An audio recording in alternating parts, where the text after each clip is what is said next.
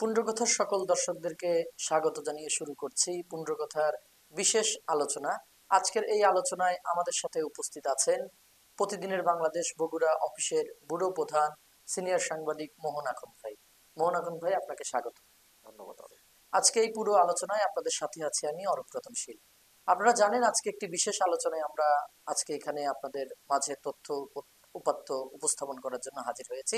সেই বিষয়টি হচ্ছে, গতকাল আপনারা জেনেছেন যে রাষ্ট্রপতির আদেশক্রমে সারা দেশে অর্থাৎ ডিএমপি এলাকা বাদে সারা দেশে সেনাবাহিনীকে ম্যাজিস্ট্রেসি পাওয়ার দেওয়া হয়েছে এবং তারা বিভিন্ন ধারায় তারা সেই ম্যাজিস্ট্রেসি যে পাওয়ারটা দেওয়া হয়েছে তারা সেটি প্রয়োগ করবেন। তো আমরা ঠিক আজকে এই আমাদের সিনিয়র সাংবাদিক মোহন ভাইয়ের কাছে জানতে চাইবো যে সেনাবাহিনীকে ম্যাজিস্ট্রেসি পাওয়ার যে দেওয়া হয়েছে এর প্রেক্ষাপটটা যদি আপনি আমাদেরকে বলতেন। ধন্যবাদ অরূপ। আসলে আমরা সবাই জানি যে কোটা বিরোধী আন্দোলনের মধ্যে গত 19 জুলাই কারফিউ দিয়ে সেনাবাহিনী মোতায়েন করা হয় সারা দেশে। তারপর 5ই আগস্ট শেখ হাসিনা পতন হলে পুলিশ নিষ্ক্রিয় হয়ে পড়ে। তখন আইন শৃঙ্খলা রক্ষায় সেনাবাহিনীকে দায়িত্ব দেওয়া হয়। এরপর থেকে পুলিশকে সক্রিয় করার চেষ্টা চলছে। পুলিশে ব্যাপক রদবদল করা হয়, থানাগুলোতে ওসিও পরিবর্তন করা হয়, কিন্তু বাস্তবতা হলো এরপরও পুলিশের মধ্যে এখনো সেই অ্যাক্টিভনেস দেখা যাচ্ছে না।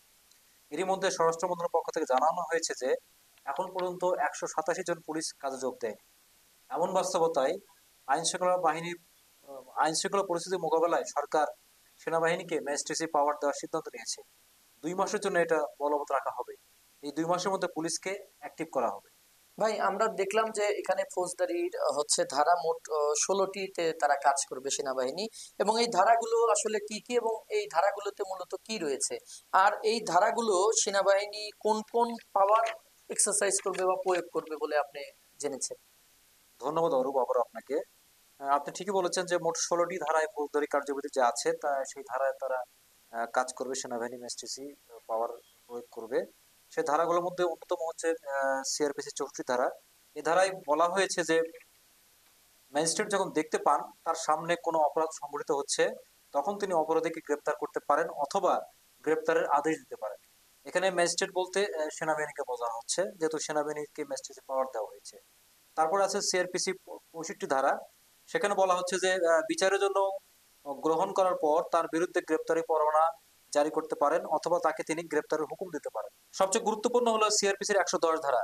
এ ধারায় বলা হচ্ছে, যখন কোন ম্যাজিস্ট্রেট খবর পান যে তার এখতিয়ার সীমার মধ্যে অভ্যাসগত দস্যু, গৃহভঙ্গকারী, চোর বা জালিয়াত অথবা চোরাই মাল গ্রহণকারী অথবা চোরদের আশ্রয় দিয়ে থাকেন অথবা চোরাই মাল গোপন বা হস্তান্তর করতে সাহায্য করেন অথবা অভ্যাসগতভাবে অপহরণ, বলপূর্বক সম্পত্তি আদায়ের মতো অপরাধ করেন বা চেষ্টা করেন অথবা সহায়তা দেন অথবা অভ্যাসগতভাবে শান্তি ভঙ্গ সম্পর্কিত অপরাধ করেন বা করার চেষ্টা করেন বা সহায়তা করেন, তখন ওই ব্যক্তিকে 3 বছরের অনধিককালের জন্য মুচলেকা দেওয়ার আদেশ কেন দেওয়া হবে না তার কারণ দর্শাতে বলতে পারেন। অর্থাৎ যারা অভ্যাসগতভাবে বরাবর চুরি, ডাকাতি, অপহরণ, প্রতারণার কাছে লিপ্ত হন তাদের কাছ থেকে মুচলেকা নেবেন ম্যাজিস্ট্রেট, মানে সেনাবাহিনী। এরপরে সিআরপিসির 127 ধারা। এ ধারায় বলা হচ্ছে, কোনো ম্যাজিস্ট্রেট অথবা কোনো থানার ওসি কোনো বেআইনি সমাবেশ অথবা সর্বসাধারণের শান্তি বিনষ্ট হওয়ার কারণ ঘটাতে পারে এমন 5 বা ততোধিক ব্যক্তির সমন্বয়ে কোনো সমাবেশ ছত্রভঙ্গ হওয়ার আদেশ দিতে পারে। এখানে যদিও বলা হচ্ছে যে কোনো ওসি, কিন্তু আসলে এখানে যেহেতু পাওয়ারটা সেনাবাহিনীকে দেওয়া হয়েছে ম্যাজিস্ট্রেসি পাওয়ার, এখানে সেনাবাহিনী এই ক্ষমতাটা প্রয়োগ করতে পারেন। মানে 5 বা ততোধিক ব্যক্তি যদি কোনো জায়গায় সমবেত হয়ে শান্তি ভঙ্গের চেষ্টা করেন তাহলে ম্যাজিস্ট্রেট তাদেরকে ছত্রভঙ্গ হওয়ার আদেশ দিতে পারে। ভাই, আপনি তো 16টা ধারা ব্যাখ্যা করলেন, এবং এই 16টা ধারা যদি সেনাবাহিনী প্রয়োগ করতে পারে তাহলে কি আইন শৃঙ্খলা পরিস্থিতির উন্নতি হবে কিনা বলে আপনি মনে করছেন? ধন্যবাদ অরূপ, গুরুত্বপূর্ণ প্রশ্ন করেছেন।